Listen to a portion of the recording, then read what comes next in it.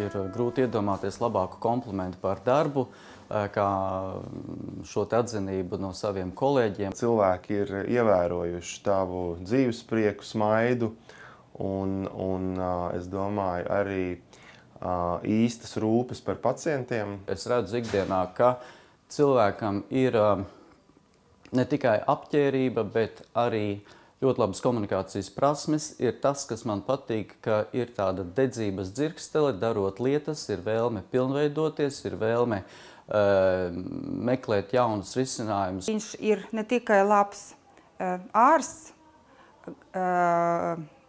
zināt gribošs, bet arī ļoti labs draugs un kolēģis. Vienmēr ir atsaucīgs, līdzsvarots, vienmēr ir gatavs iet palīgā.